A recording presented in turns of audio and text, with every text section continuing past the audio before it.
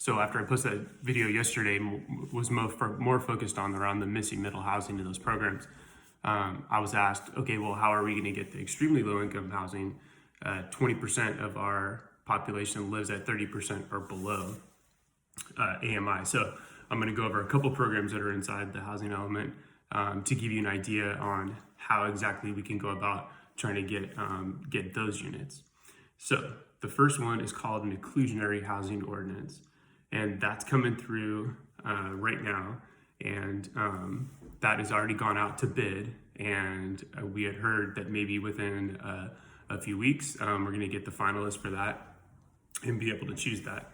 And so what the Inclusionary housing ordinance will do, and this is actually something that's been promised in our housing element since 2007, but it's never been implemented.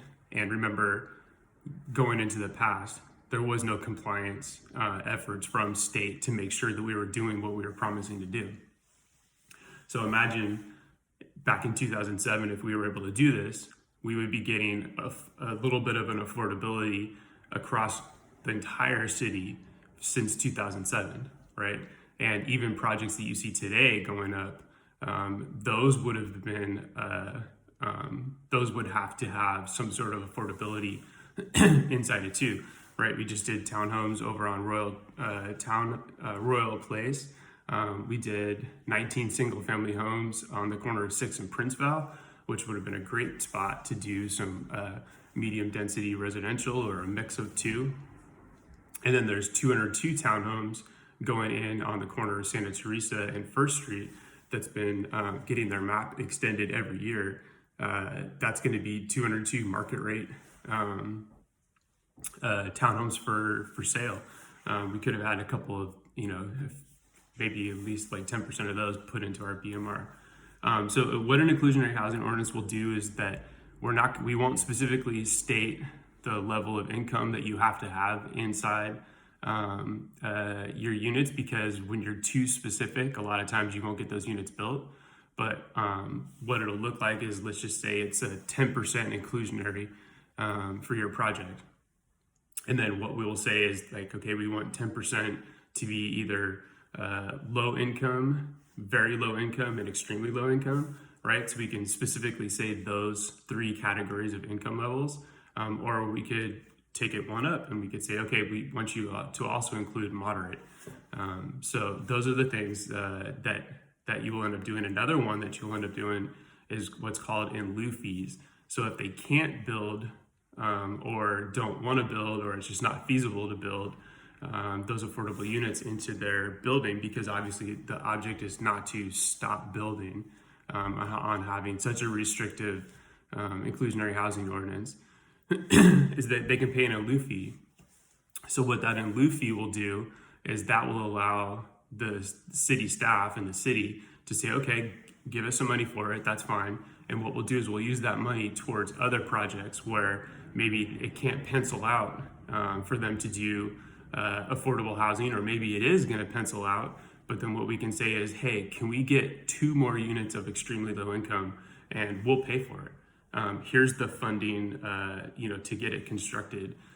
That's a really cool tool to be able to use, and not only will we have the in lieu fees to be able to do that, because this is something that's going to be actively managed. We can't just sort of sit back and allow the process to happen. Someone in city staff needs to be doing this, and I promise to be out there doing it as well. And the advocates are out there doing it, and so are nonprofits.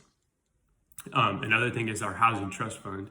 So we have a housing trust fund now that is not being depleted every year because we are using other state funds to go towards basic needs and services for like homeless and the unsheltered. So now our housing trust fund, which we have below market rate units inside there, we have homes that are inside there, and when those homes get sold, we retain the profits back into there. We also retain, because they're deeded back to us. So those the profits and the sales and all that kind of stuff, we get to keep a portion of that funding, and so those funds can be used towards going after developers and saying, hey, is there a way you can put an extremely low income housing unit inside your project, here's the funding that we have for it. So hopefully you understand that. Feel free to ask me any more questions on that if you want. The other thing is, so we've already done this with the 8th and Alexander project, and that's waiving impact fees. And so that's another way that we can do that. We partnered with the county. We know that we're going to get Measure A funding. It's on their land. We charge for that project in particular several, at least $2 million worth of impact fees. We want to get extremely low income housing for our residents. So what do? We partner with them and we say, let's go a little deeper. And at the same time, to make this pencil out, we won't charge you impact fees. That's what we're offering. So that is another tool to try to get developers and partners to not do that. Let's see here. The other one is private funding. So Destination Home is a perfect example. They've been able to coordinate millions of dollars from private funders going directly towards rental assistance during that really started in COVID. That's to keep people in their units. Destination Home and others have a nonprofit side and a for-profit side partnerships. So what they're able to do is they're able to partner with cities and they're able to partner with private developers in order to get extremely low income housing. So that might mean that they might partner and say, okay, you're going to build 10 extremely low income housing. How about we double that and we'll take care of the developer fees, upfront costs. And then what all these affordable units have to do is it's called a deed. 55 years is normally the way it works, and means that for 55 years those units specifically will be deeded in that income bracket. They are allowed to raise the rent every year because the area median income might go up every year, like cost of living and all that stuff. So you're not locked into a certain rate forever, but they have to always base it on that AMI. Another strategy that we have is, and this was briefly mentioned the other night, is the accessory dwelling units affordability. So this came out of an ABAG memo, Association of Bay Area Governments. They conducted an analysis of ADU affordability, concluded that in most jurisdictions, the following assumptions are generally applicable. So many jurisdictions are choosing to use these numbers in lieu of conducting their own affordability analysis. We don't have right now, we don't have hundreds of ADUs coming through.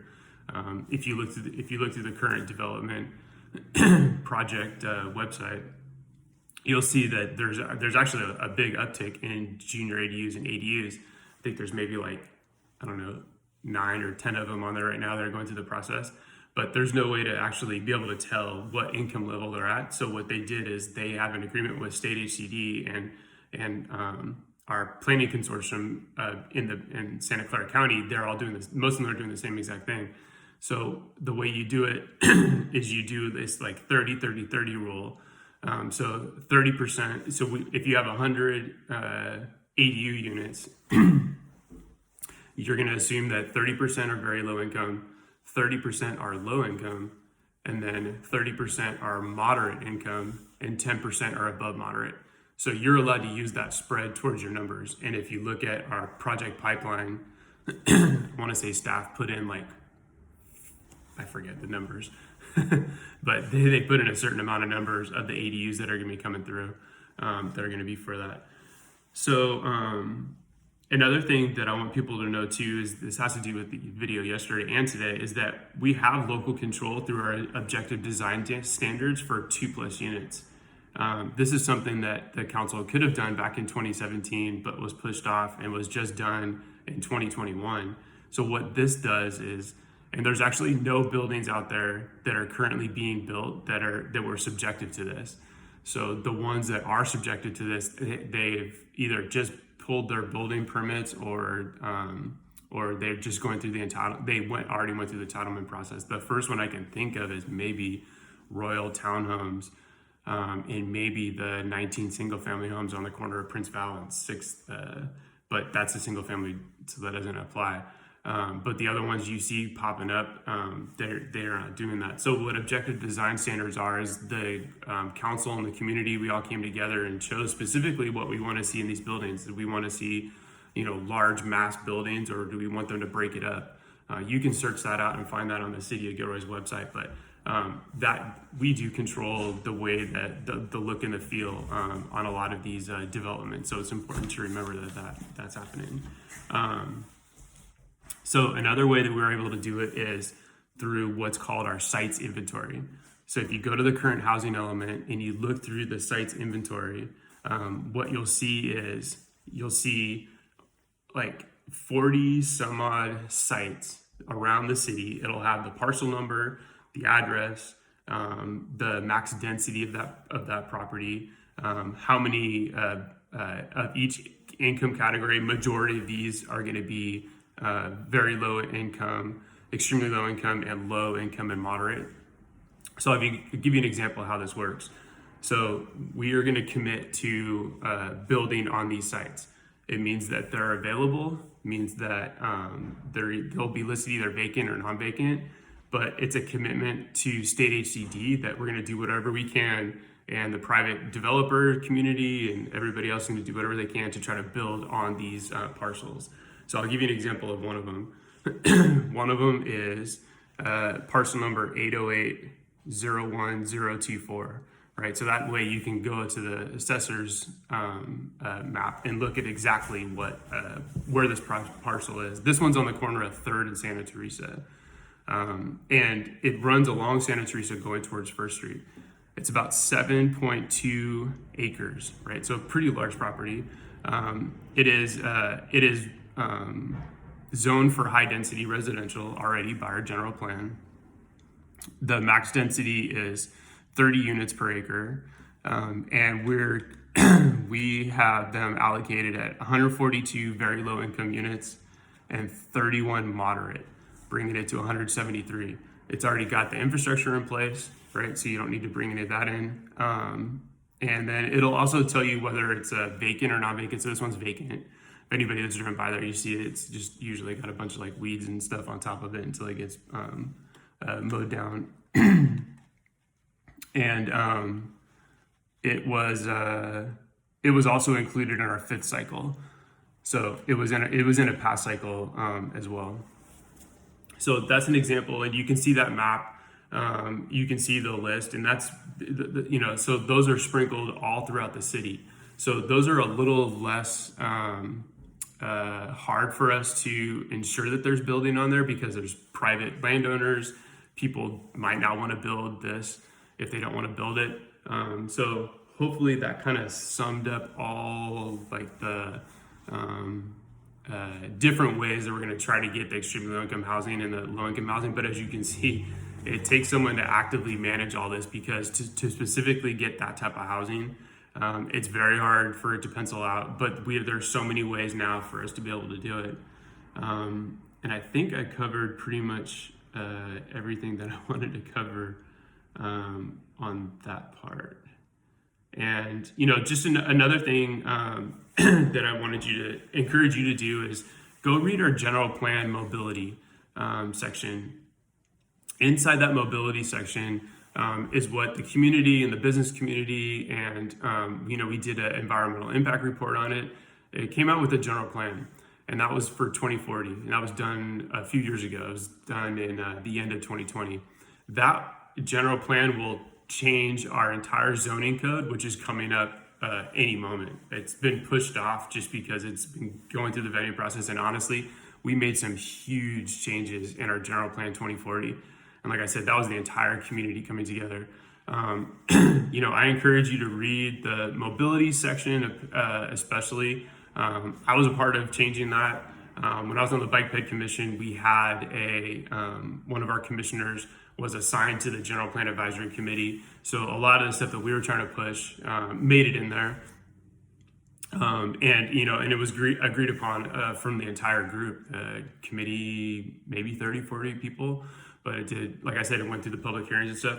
Read the mobility section, because there's a lot of misconceptions out there that we are planning for the car. We're only worried about car parking. establishing minimum car parking standards. If you read that general plan, you will read that a lot of the stuff that what we're doing today is we're more about trying to get people around the city by all means, right? Active transportation, transit, walk, bike.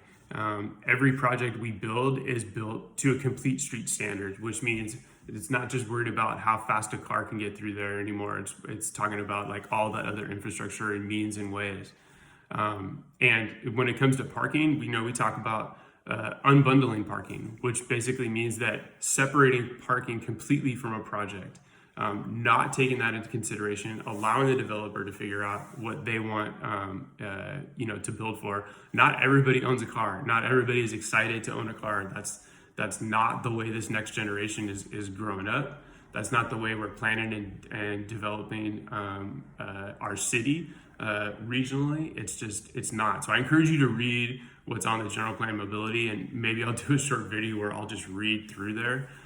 But I think it's really important for people to understand that what we are planning for the future, and that's through our general plan, and you'll see that reflective in the zoning code coming up. Okay, so ask me any questions you have, and hopefully that clears up a lot about the extremely low income housing. Thanks.